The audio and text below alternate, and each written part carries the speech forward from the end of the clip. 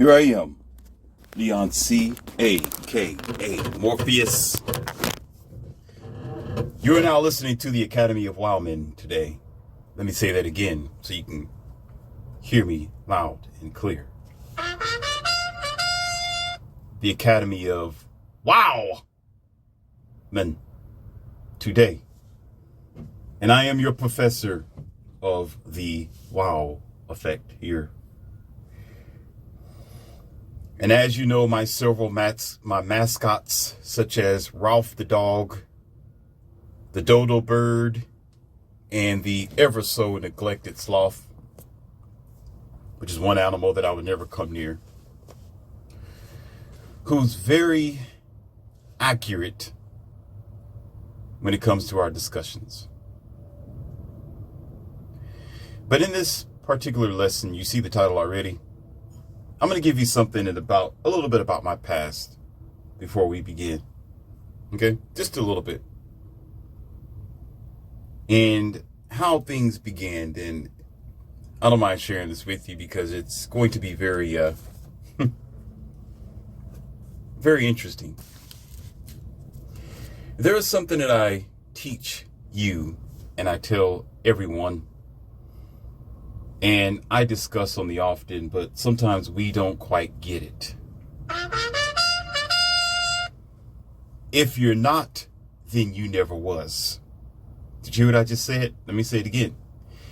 If you are not today, then you never was whatever that you used to be because you let it go. You're a fallen soldier. You failed yourself. You gave up, or you flipped the script. You jumped over the fence. You are a new creature in total because you gave up whatever was so-called, I won't say valuable, because if it was valuable, you wouldn't give it up. Yes, life comes with its changes. Life comes with its challenges. Sometimes you get better. Sometimes you decide to do something different because you're bored of this hobby or this talent that you could have used to make you famous or bring in clout. Whatever the situation is, you put this thing on the shelf because it was non-valuable to you and to your exploitations according to your future. Okay? So that is blating the obvious fact. So therefore, if it was valuable enough to you, or if it is valuable, or if it is an asset to who you are as an individual, you would not have let it go to begin with.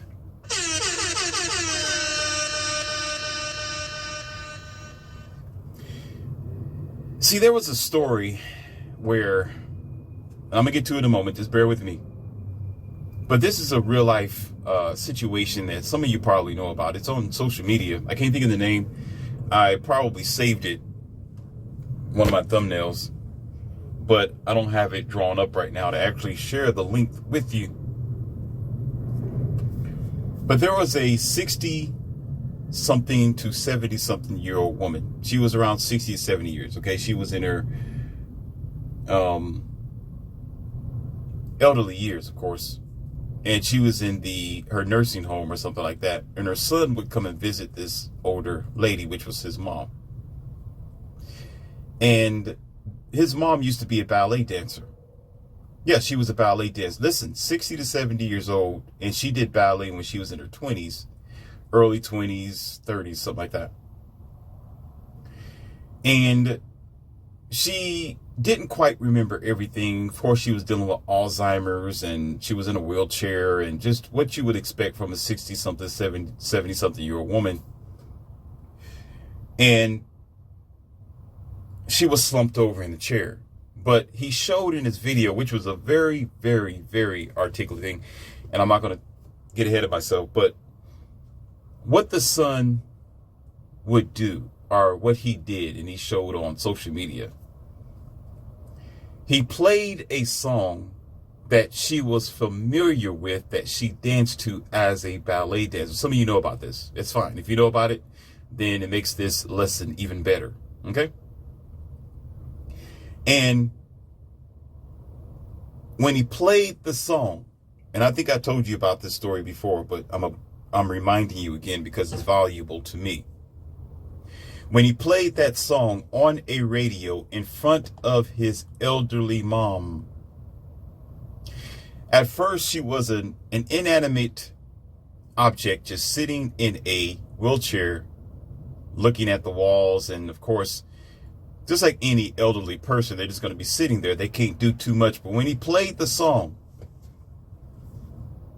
all life came back to her. She became immediately animated to the point where her eyes that were slit closed was big like deers in headlights. And in her wheelchair, she began to mimic move according to the dances that she was accustomed to doing in ballet. And she moved her arms accordingly. She moved her head according to the moves that she did when she was 20 years old. All life came back to this woman. All life. She did not forget who she was. She did not let go of these years of training, or month to month, our daily stretches and bending and turning and twisting to this music. So valuable where it was in her soul, and she never forgot about it. She never forgot about it. So much so where her son picked up on this and decided to share it with us. Thanks be to his kindness and understanding of how monumentally important this is for the world to see.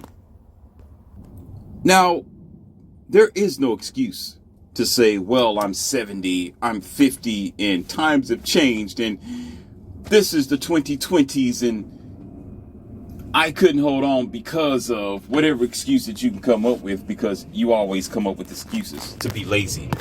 A lazy ass. Oh man, I was once a football player in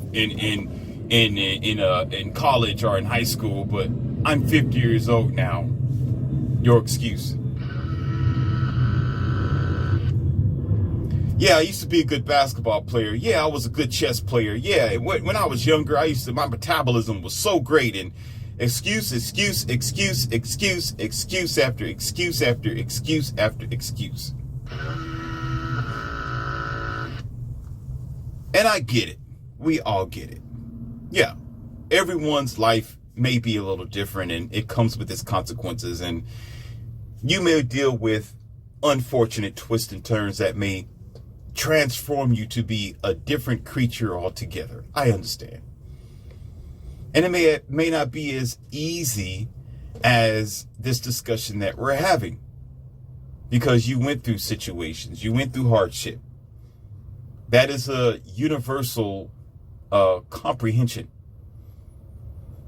But if this older lady can do it, and she's 60 something to 70 years old, remembering the moves of her ballet lesson, where it made her come alive when he played the music as if she was there. She was in that time. She converted her mind back to the time when she was 20 years old. What is your goddamn excuse? Clearly she valued it. Clearly that was the peak of her life. Clearly it meant something to her as a young woman. But we make too many ridiculous excuses. And I am out of tolerance. I'm out of tolerance. I'm at zero tolerance. So I don't care what your goddamn excuse is. You was just too lazy. You didn't value yourself. You let yourself go. Well, my metabolism slowed down, man. I'm like 280 pounds now. And, when I was once a football player, we stayed in the gym all the time. Now I work a 10-hour job, and I never have time for myself. I never have time.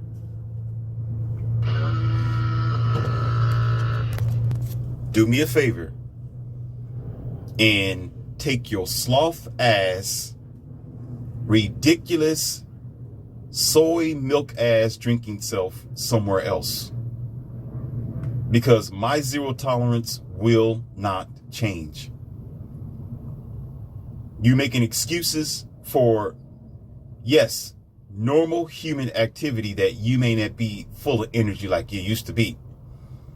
Yeah, you may got a powder keg when you once had a six-pack. I'll doubt it. Yeah, you used to be slender and maybe 170 or 80 pounds. Now you damn near 300 pounds because you bumped your toe against the coffee table, or because somebody poked you with some invincible vac and made your biology just go out of whack and at a disorder. Whatever your excuse may be, this is a 67 something, or this is a 60-year-old to a 70-year-old woman. I don't know how old she really is, but I know she's above 60. I mean, I know she's at that age,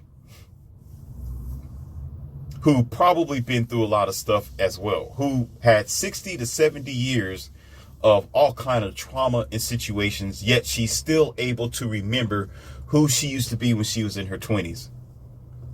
Take your funny Alfred Hitchcock, bald nugget head, buck tooth, pimple ass self somewhere else with your goddamn excuses. That's what you can do. That's what you can do for me. Or if you don't like it and you want to stay here, then put your oversized bottom lip and you clamp it to that oversized top lip of yours that you got. Okay, that's considered as shutting your mouth and listen to what the professor got to say before you get your soy infested panties in a bunch.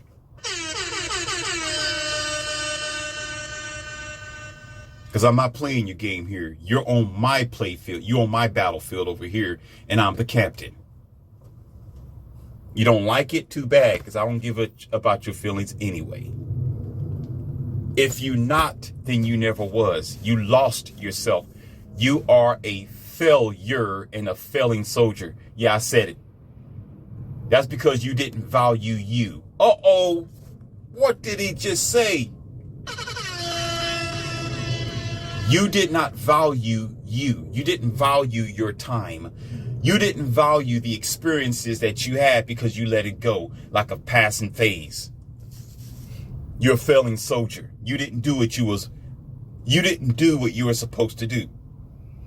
You didn't carry it along and use that as a thumbnail as to a particle of your full existence. To you, it was just a passing phase. And now you're just nothing but a shadow of what you ever used to be. You're a totally different, failing individual altogether. And the only thing you can say is, you know, I used to do that. I used to ride motorcycles like that. I used to be muscular. I used to be in the gym. I used to be able to eat. You used to be yourself. It's not you anymore, Joker. You are a totally different meat sack of a failure. That's what you are. Y'all might as well call me a coach because I play the game hard. I don't play like that. But that means is I'm going to be different. I'm going to be hard on you. You can't sit up here and tell me, well, you know, coach, I used to, and I can't do that no more. I used to play, you know, I used to play the saxophone, but now I can't even breathe because I've been smoking my entire life. I used to be able to go skating. I used to do that, man, and I'll be like, you know, 2 hours in there just skating around, and now I can't even walk down the street without running out of breath. Well, you will not be on my team, and you will not like me. I'm the type of coach, listen, I am the type of person who you do not want to be on the TV show The Biggest Loser. You don't want me to be there. You would not want me to be your physical trainer either, because I do a lot of that on the side, and a lot of them, they don't like it, but too bad. I make you better. I'm not going to allow you to be lazy. Don't give me no goddamn excuses, because I'm going to make you eat it for breakfast, and I'm going to put more suffering on you for even coming to me with that bullshit. I don't play that. You don't want me to be, as a matter of fact, you wouldn't even want me to be your friend. At the sound of my voice, you probably know this already. You don't want Leon C. Morpheus to be your friend, because I am going to kick your ass from Sunday to Sunday. When you mess up, I'm going to be right there as the Indian chief with my arm folded, and you being my friend, you're going to have to talk to me eventually. We're going to have to meet eventually if we're socializing with each other.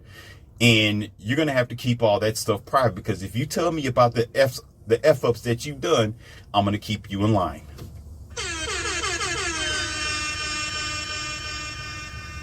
That's my zero tolerance policy. I've always been that way. And it's not going to change no time soon. Because that's why the world is the way that it is. Because too many of you failures drop the ball. Excuse me. Let me recap on my vocabulary. Excuse my manners. Let's go back to the beginning. Too many of you men have lost your leadership and have taken on the feminine nature and the feminine role. You have lost your leadership position and you have dropped the goddamn ball. I'm not going to blame a dog for biting someone because it's a dog. I'm not going to blame the dog for getting loose and becoming rabid and being out on the middle of the street and or to get ran over. I'm not going to blame the dog, or Ralph here in this case. I'm not going to blame Ralph for being a loose cannon. I'm going to blame the owner. I'm going to blame the ones who are responsible for keeping this dog in line. And a lot of times in the society, a lot of the protocols, systems, ideas, social engineering, and family distortions that we are dealing with is because the leaders have dropped the ball. It's because those who you allow to either lead or you being the leader are supposed to be responsible, are supposed to be the father, are supposed to be the boss of the situation, allowed it to get out of control. I'm coming after you. The hell with the dog biting someone. You're the one's going to be responsible. Instead of that, I would turn the page. If it was legal and possible, you see how I operate? I'm going to tell you how I operate. If it was legal and possible. If you let your dog loose, whether it's a bulldog, a Rottweiler, or a Doberman Pinscher, that dog goes and bites somebody, I'm the type of judge where I'll say, okay, I will lock you in a room and I will send somebody else's rabid dog to go in there and bite your ass so you'll know how it feels to be a stupid ass.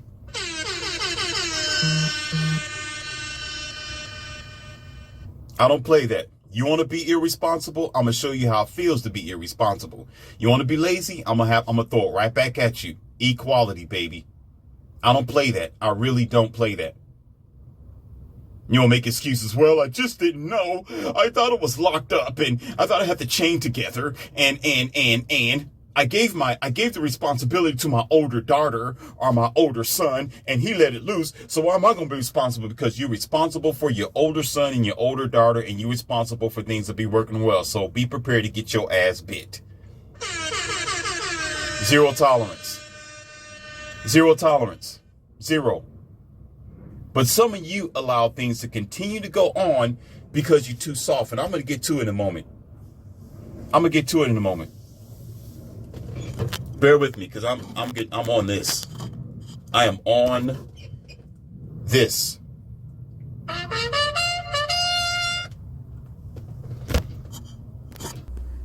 I had great teachers when I was in school, and I can definitely remember three great ones who was completely honest with me about life. They talk about what happens if you don't get a proper education, and they were honest with their home life, and they was able to speak freely. And as a child, I understood where they were coming from, and there was a respect, even though this teacher wasn't my mother or my father, because I had male teachers. Yes, I did. Okay. I still gave them the honor and respect that they were due, and they returned that honor and respect by speaking exactly what they thought and how they felt, and I didn't feel slighted to any degree. It was a decent relationship, whereas I was thinking, this is an adult. This adult is older than who I am. They know something I don't. They're the teacher. I'm the student. I didn't have the issues that a lot of you common soft milk drinking. Let me stop. You new creatures from the planet Saturn, from some damn where landed up on human Earth, is all sensitive about, because you can't tell the truth anymore without being bashed about it. You can't be honest without somebody want to be politically correct about a situation. That's why you don't have no good teachers as much as you used to. That's why everybody's afraid to tell you the truth, but yet you want your child to get a good education, but yet everybody got to go into the school as a damn automaton.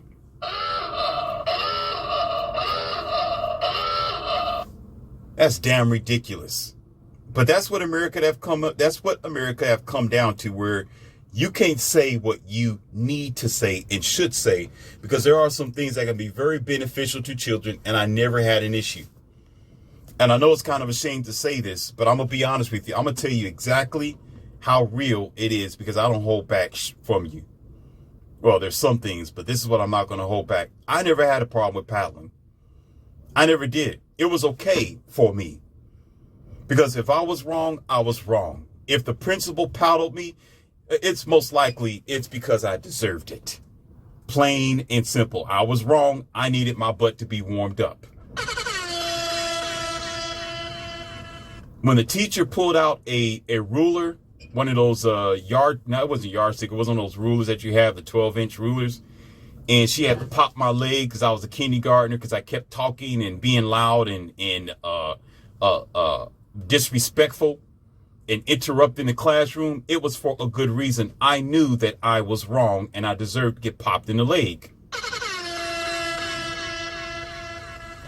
When my gym teacher had to paddle me because I wanted to get in the fights, I was always in the fight. I told you about that. I was always in the fight. We're going to get to that in a moment.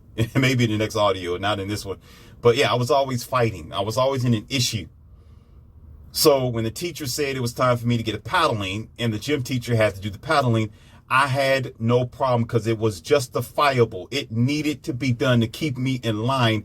It was better the principal, the teacher, or the gym teacher to paddle me, or get myself in some type of judicial, unnecessary system. What do you call that? Juvenile. That would have probably made my childhood a lot more difficult. So I never had any issue, because I knew I was wrong, and I was a man. Well, I was a boy, but I was growing up to be a man, but I knew the consequences and the results.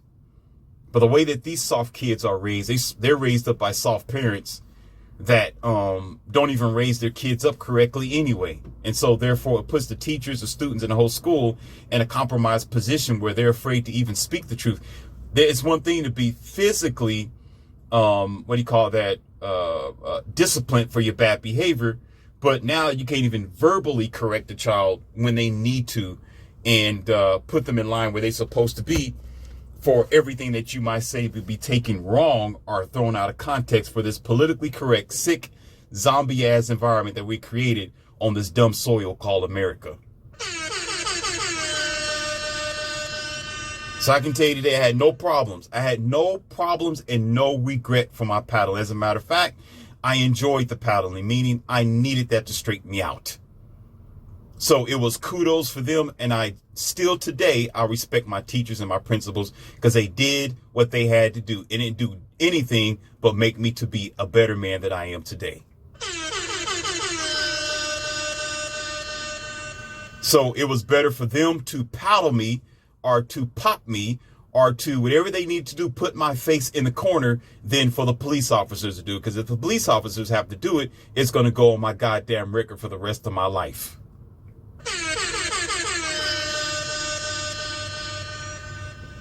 And there was something else my teachers taught me, and I'm going to share it right here with you. I can even recall there was motivated times where, I think I told you this before, the gym teacher, because I was always the front line, or always picked out because I was the tallest and the biggest one in the room. The gym teacher always had me up in the front. And when we had to do jogging around the gym, he would always give me a soft jab to the abs, and he'll say, like iron. It's like iron, but it wasn't iron at the time. Listen. I didn't have a six-pack at the time. And I was working on it, but I did not have a six-pack. And there were times when he jabbed me in the abs, I knew he felt that it was soft. It wasn't tight together, and I was just, again, I was working on it. There was nothing down there yet. It was tight enough, but he would still say, like iron, as if my abs were tight, as if I did have a six-pack and I was well put together. And that motivated me. That made me get it together. That made me get my act together and say, okay, I'm going to do this thing. Okay, so you're trusting in me. You're investing that. You're speaking it into existence that it's not iron right now, but eventually it will be iron. That really motivated me. And I remember I had a male teacher who was, he was a decent male teacher. I think he was a math teacher. I think he was one of the math teachers, something like that. And he seen that I was trying to work out. And of course, I told you I was in martial arts for a long time. I started when I was a very young kid and all that. I was always into physical sports. And one day he wanted to arm wrestle me. And he really put his back into it. I mean, his face was all red and ears and everything, like his face was like a tomato. So it wasn't like he was pretending to try to let me win. Let's see who won. I don't know who won. I think it was a standoff. I don't think neither of us actually won that arm wrestling match because we couldn't put either of our arm down to pin it down to win. But I gave him a good fight. I gave him a really good fight. And I was just a teenager at the time. So that itself motivated me as well. Then there was a soccer teacher. Yes, a female soccer teacher who taught soccer class after school. And she did the same thing. She motivated me because one day I'm walking in there with my t-shirt on. She said, "Oh, you strong. You got muscles, huh? Let me test you out." And all the kids was like, "Yeah, she do soccer practice. You should give her, you should arm wrestle him. Arm wrestle him." I was like, "Oh, okay, fine." The teacher was like, "Sure, okay, give it a try." So, she put her arm up there and I'm arm wrestling the teacher, right? This female teacher. And she was pretty strong too. I mean, she had a strong grip. I was surprised. I mean, I won, but she had a strong arm. And that was because of my age. I'm a young teenager. She's an older lady, but she put up a really good fight. She had a really strong arm against my own arm because of the physical practices that she had. But I appreciated it, because it motivated me to be the man that I am today. It got me on the path to be physically fit. And of course, I think I told you about the time where a teacher had like muscle building magazines in the back of the room. And I just so happened to see one of them just peeking underneath the door. And I grabbed it like, "Oh, what is this?"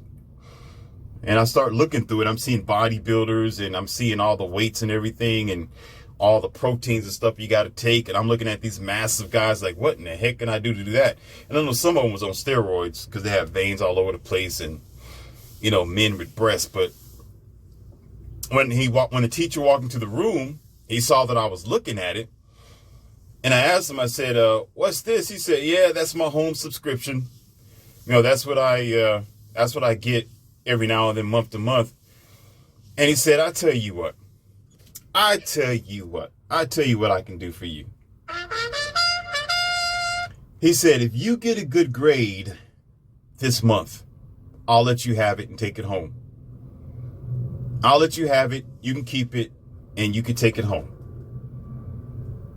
Wonderful.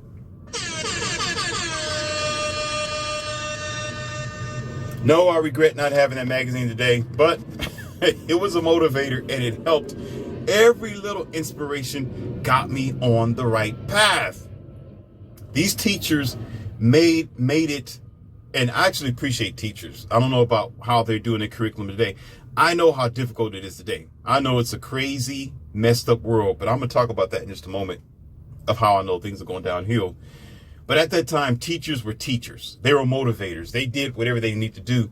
And it was a balance of male and females. it was actually a fair balance. There was like 2 or 3 female teachers, and there was 2 or 3 female males. You have the male as a gym teacher, and you have a principal's assistant, and things like that. And men still had leadership role, where it was real, it was natural, it was human. There wasn't no political correctness going on. No, I'm not that old. It wasn't, that far back. A lot of you don't understand that the world changed overnight. It's a fast escalation the way that the world is today. Okay? So when it comes to the paddling and the computers that they implemented in school, it was just a few years ago. It's just that now we're impatient where things have sped up to such a degree where there's always a new program the year after, or a new way of living the year after, where you think it's always been there and it hasn't been. They change radically or sporadically. Okay? And so the push come to the shove with this situation I'll bring it to you is that teachers can no longer do that, because you can imagine having a muscle builder magazine like that in a school.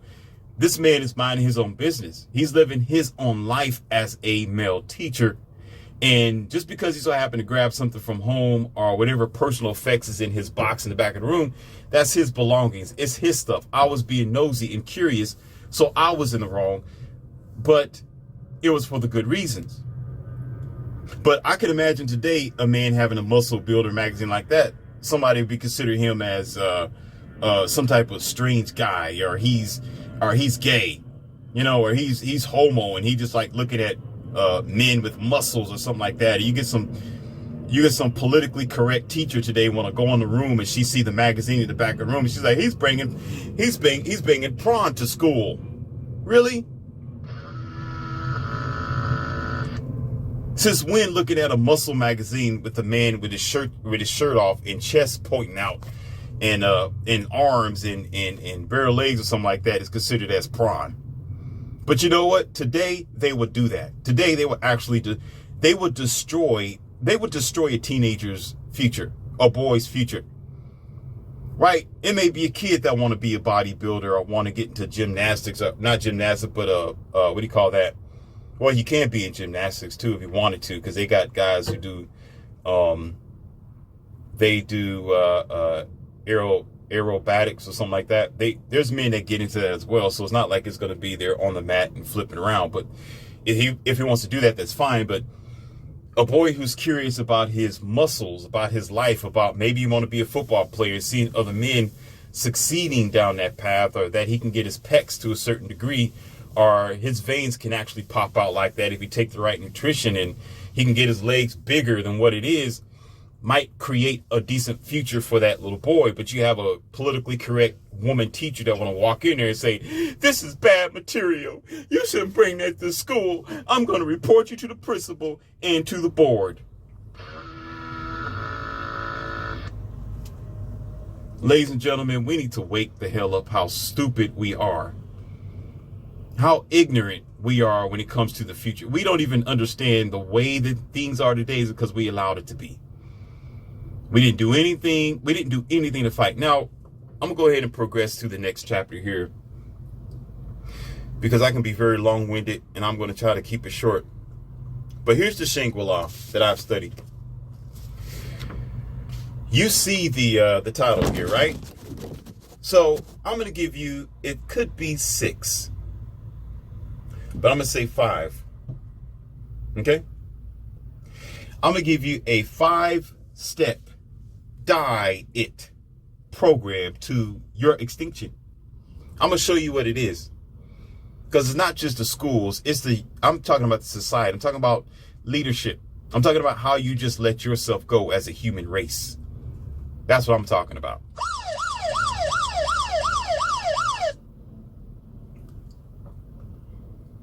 Because it's happening. See, in the days before now, when you go down the street, or let's put it like this, before these buildings was created, before there was heavy construction, maybe on the farmland somewhere where there's a lot of dust and wind, somewhere in Texas or Tennessee, before Tennessee became so expanded, right? What you would see on the side of the road are maybe on a pathway was tumbleweeds. That's number one. Tumbleweeds. You see tumbleweeds just rolling around, right? Or somewhere in Mexico. But then as the modern day began to encroach on the average human being and the industrialization of the society, and you have grocery stores popping up everywhere, right? The buy and sell industry. Then if you notice, and some of those things are still here now, where there's plastic bags, plastic pieces, plastic trash. Listen carefully, plastic trash maybe on the sidewalk. The third thing now, listen carefully and open up your wax-filled ears. The third thing now that you see on the parking lots, that you see on the sidewalks, and probably even in the street, is masks. Yes, disposable masks of all kinds, just flowing in the wind on the sidewalk in bundles. Then eventually, because it is coming, and it is, whether you like it or not, it's going to be needles. Who's going to be replacing the masks and the plastic and the tumbleweeds? Where every now and then you might see a needle somewhere. You'll see needles on the sidewalk, or probably even in the parking lot. And then the fifth thing that you may see, but is going to be invincible to the naked eye, but is going to be available, is going to be computer chips. Where are the computer chips at? Oh, that's right. It's already in your veins. It's already within you. You're already doing it. Oh, as a matter of fact, it doesn't have to be on your hand. It's in your hand. It's in your car. It's in your thermostat. It's in your Dell computer or your Mac Pro. Oh, that's right. It is everywhere you go. Yes. It don't have to be on the ground. It is who you are. And then the decline continues. So let's go ahead and backtrack this. So first, tumbleweeds. Second is plastic. Third is masks. Fourth will be and is needles. Then the fifth will be computer chips. That's the 5-step DiE-It program.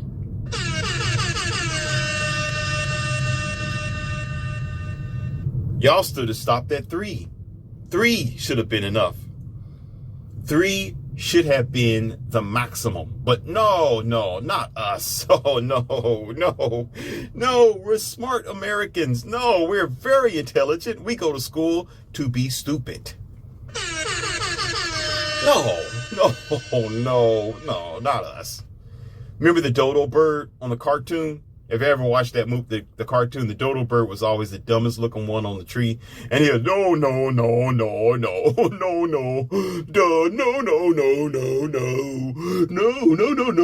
every time you talk to him. Every time there's a bird or somebody else have a conversation with the bird, with the dodo bird, he would, no, not me. Not me, Bert. Not me, no. Not me. Not me, never. I don't have a problem, not me. No, I'm not talking to you. No, it's not you. It's not you. No. Listen.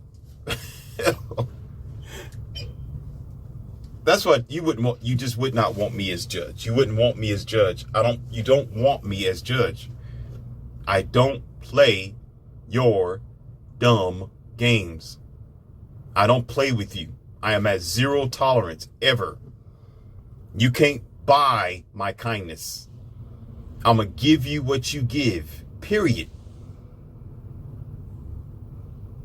How are you going to say you are an advanced race of people? Or you can even say the first world country, so to speak, America, which is the dumbest country, with so much technology, with so much possibility, with great people on your soil, and you trifling, dirty, bad breath, obese, fat ass individuals can't take your trash and put it in the trash can that's everywhere around your vicinity.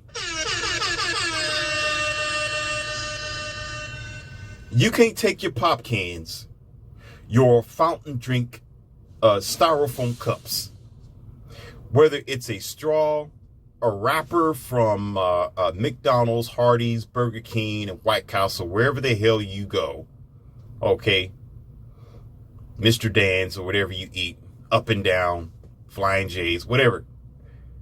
You can't take or wait until you get to a trash can.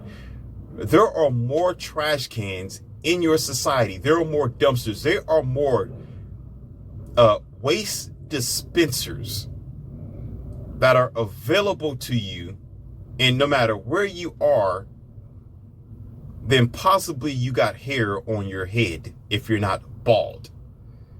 But yet you still can go somewhere like a Walmart or a mall somewhere, or maybe downtown, which is the worst place you want to go in some cities, and you see all this trash on the sidewalk, and the trash can is empty. You will see the public trash can on the sidewalk empty, but you will see all kinds of fast food wrappers just flowing on the street with masks,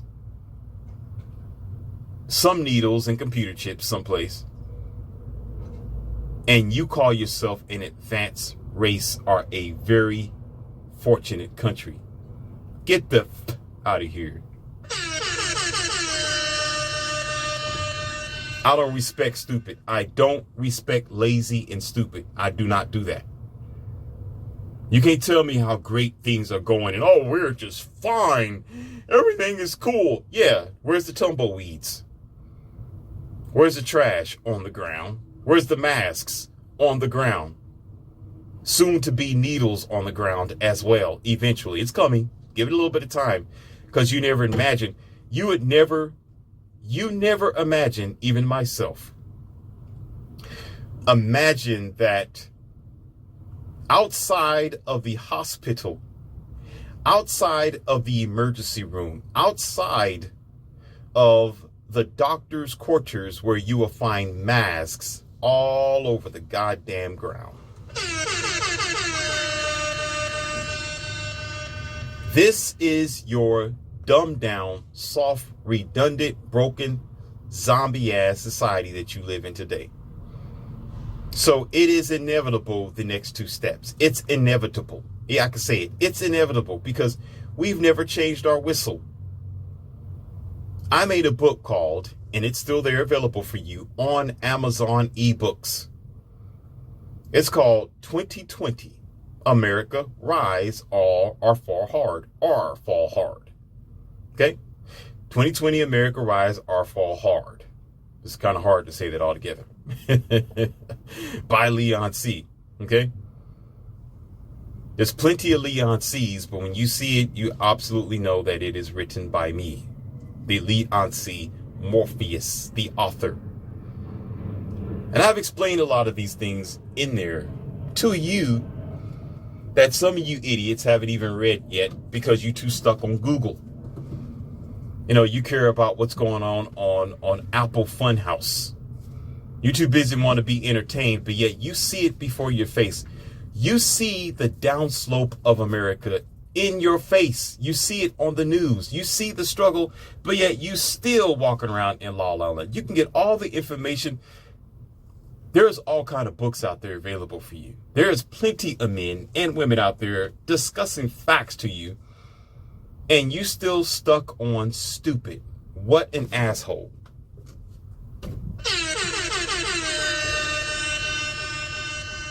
I told you these things was going to happen. And this book was written, this is how deep it is. This is how fascinating it is, and how much of this is how I know how most of you are and how most of you think. That's why I said the demise of America, the demise of your future, the demise of your children is inevitable. This is how I know. I written that book, okay, in late 2019, way before your so-called cocoa bean virus began. It was available unto you. It was 3 months prior, somewhere in November, October, December. It was somewhere around late November to October, made for you. And of course, it was been on the market ever since in January, February. It was always there, and I broadcast it. It's all over my audios. You see the front page of it. You get the thumbnail. You see what it looked like. And here it is a year or something later, and you see the downslope. You see the crazy issues that you're dealing with. That was way before the Capitol situation. That was way before when they tried to ostracize and have these conversations about Mr. Trump. It's way before that. I told you it was going to happen. I told you it was going to happen to your environment. I told you and your fear and your ideas of, oh, global warming, it's getting warmer now. Oh, my goodness. Yeah, I've spoken about it. Yeah, It's there. Yeah. It's there, bozo. I've spoken about it. I've even told you about the issue with women as well, talking about, oh my God, I got cancer. Oh my God. Oh goodness, I gave you my understanding in physical facts. Now you can probably think about it and say, well, that kind of makes sense. You don't have to accept it, but it leads to the core of the reasons. But yet y'all still walking around talking about, I don't know, which way did he go, George? Not me, not me. Do do do do do do do do do do do do do do do. Where if you pick up an effing book, if you study and you focus on what's really going on outside of the media or the news that they give you only half the truth, then dummy, maybe you have an answer somewhere. You don't want to answer. You just want to exist. That's your problem. You don't want to thrive. You just want to exist. You just want to focus on what's going on today. Oh, I ain't going to think about these people. They're just negative. That's what you'll say. You know, Morpheus is just negative. He's just so evil. He don't care. Really? Then why am I wasting my time talking to you? You know, he's just trying to make himself popular. He's trying to get some clout. This guy think he knows everything. Really? I know everything, but yet your life is a pile of show. Okay. Okay, buddy. Okay, buddy. Okay, okay. I'm reloaded. Okay. Dummy. You got it. And you know what's bad? This is what's really bad. It's not going to change. That's what's bad. I can actually say that, and it's heartbreaking. It really is. It's terrible to say this, but you're not getting any better. America's not going to get any better. You're not. And the earlier you face the reality, the better it's going to be. You know how I'm going to tell you how I know this. I'm going to tell you how I know this. Okay? First of all, you're not who you thought you used to be. Or shall I say, America isn't what it once was. Because what I tell you before, if you're not, then you never was. If you was quality, then you'd be quality. If life was valuable to you, then it'd be valuable to you today. Meaning, if there was values in the construct of your lifestyle, of the American civilian, or the average person in schools, the systems, the protocols, everything else that you can consider to be political and not, if it was essential to the society, you would have fought tooth and nail for it. You would have worked hard to maintain it. Just like your body, just like your soul, just like everything else that you do. If you want your car to stay clean and rust free, you polish it, you clean it, you put it underneath the tarp, you put it in a garage.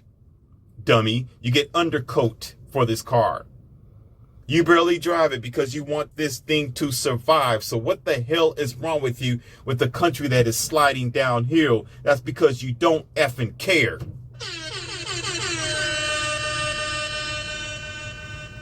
Gonna sit up here and tell me, oh, Morpheus, you're just evil. No, you're the moron who sits back, the forest is on fire, and you act like you in a sauna somewhere. Oh, this is warm. It's okay. I can take it. I'll just take my shirt off and make it a little easier for me, because at least I can handle the sweat. Pause. And do nothing about it, because you're always saying, well, it's a black issue. Oh, that's a white issue. That's a white man's problem. So I ain't gonna worry about it. That's a black man's problem. I ain't gonna worry about it. That's what Mexicans are going through. That's just what they have to deal with. You, dodo, sloth-ass moron. It is everybody who is suffering for these issues that no one does anything about, and you ignore it. If you let that pile of trash goes uncleaned in the middle of the room, although everybody's in the room, eventually everybody's going to suffer for the bacteria, the buildup, and the unnecessary clogging that this particular substance is going to cause the entire group. So shut your ass, and get some good sense. It is an everybody thing. But I know that we're not going to unify, because the way that the systems operate, the marriage system don't even operate for man and woman to operate with each other. Everybody has their own idea of life. You want to know something else that I understand why it's not going to happen? Because on American soil, everyone is saying my truth. This is my truth. It's not your truth. It's my truth. Okay. I want all of you who say that it's my truth, and I'm not condoning this. I'm just saying, for the sake of this lesson here today, I'm your professor. That's how I teach you. Okay? I want all of you to stand out in the middle of the highway. Okay, in the middle of the highway. All right? All of you in line. And I want a full group of diesel trucks, maybe 6 or 7 of them, run down that highway, and let your truth say that maybe you're going to survive. Your truth is you might survive. Okay? That you don't think that you're going to you're going to meet the Grand Reaper. Okay? So there is a guarantee that every last one of you are going to end up as pancake or ground beef. So it is not your truth. It is universal truth that it's a danger, and you will be wiped out the face of existence for your dumb, ignorant, uneducated mentality. Too many of you have that. Oh, it's my truth. You ain't got no goddamn truth. There's a such thing as universal facts that you can't avoid. Stop this. Let me stop. Let me stop. Let me stop, because I'm getting ready to go there. I'm getting ready to go there. The black horse it's just kicking the barn again. Once you get started, it's not going to be stopped. There is universal facts. Fire burns, air is air. If you stand out in the middle of the road, your probability of survival decreases significantly. If you survive, it's because you was lucky, 1 out of 1,000 of probabilities. Universally, you're going to be ran over, and you're going to be in the hospital, or you're going to meet your Lord. So stop with the BS about it's my truth. Don't come to me. Don't even put it in the comment box. Don't come to me about that. Take your ass and unsubscribe with your it's my truth. It's universally true that you're unsubscribed. Do you understand? I don't care about your subscription if you want to be stupid like that. That means you took your ass and you put it in your thick skull that you got up there, and you planted it in there. And you're in your own space bubble, in your own universe. That's what's so effed up about America right there. Everybody, it's my truth. It's my truth. When, really, you could say it's my experience. Your experience is variable, but that doesn't mean that it is an ultimate truth, because your experience is your experience depending on how you dealt with the situation or how the other people dealt with the situation. Are you uneducated? Or are you just plain stupid? I accept the latter. Yes, if you get hit by a bullet, you might be able to survive. You might just hemorrhage for a little while. Yeah, there may be opportunity it might miss a vital organ. Sure, yeah. There may be a chance where it might glaze across your skull and just barely touch the surface and not really break bone. That's a possibility. But it is not your truth. It's just your experience. It's your lucky day, dummy. You got lucky. Universally, if a bullet penetrates you, your chances of survival decreases and you're going to meet the Grand Reaper.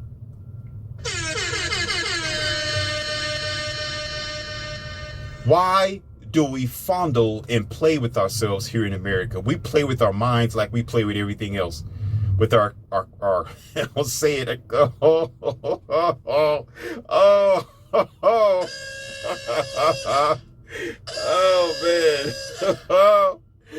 Oh man, y'all fondle with your brain like you fondle with everything else. That's how dumb we are. You fondle with reality. That's why y'all walking around like zombies. Think you know everything. It's my truth, so it's universally true. Oh, so because it's your experience, this is what it is. Because it's your experience, you think it's universally true. And then you judge people based on your little bitty minor ant-like experience.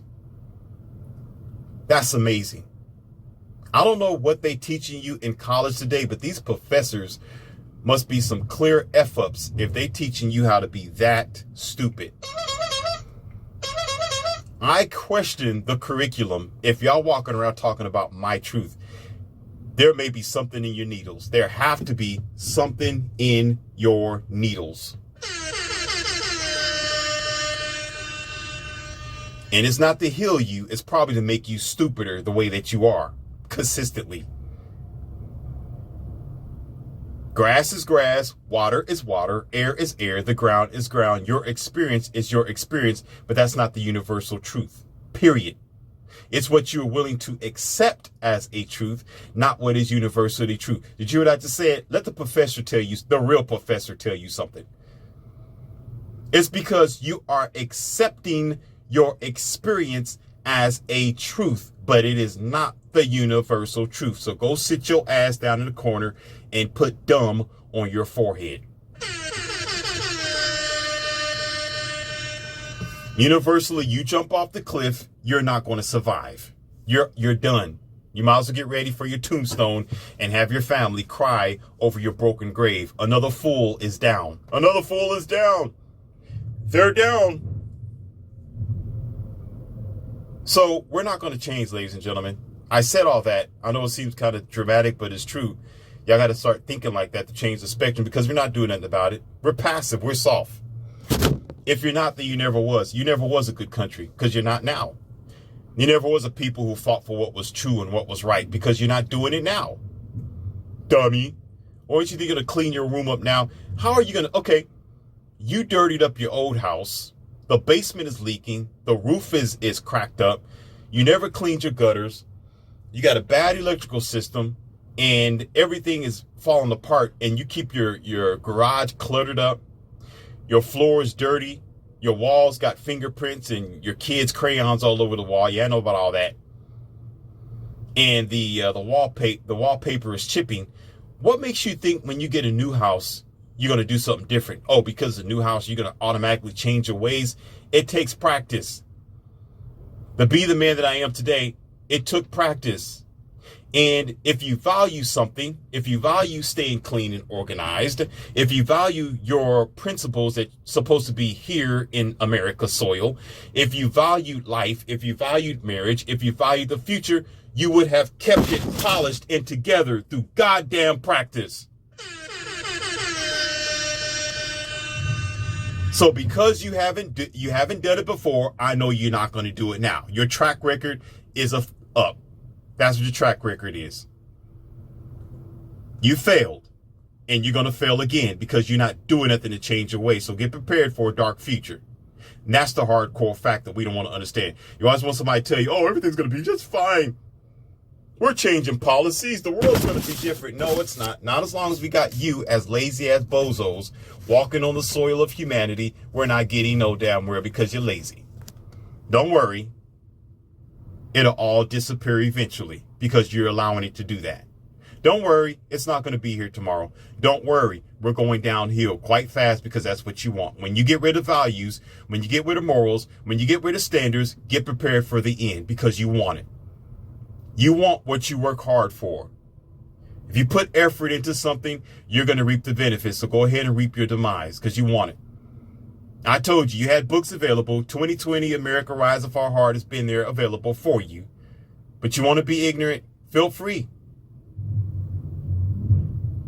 That's the universal truth. That's not my truth. That's what you created. That's what we have all pitched in by not doing anything about it.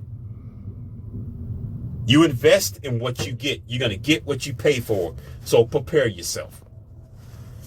That's the 5-step program to a DiE-It. I got more for you. I can keep on going. Like I said, if you're not, then you never was. If you ain't good, you is never good. If you fat now and out of shape and just redundant, then you've always been that way. I mean, that's just who you are now, but you never been healthy. You never been together because you never practiced it nor kept it. If you lost it, you're a loser. I didn't do it. You did. I got more to come for you. And be prepared because I am a zero tolerance soldier for life.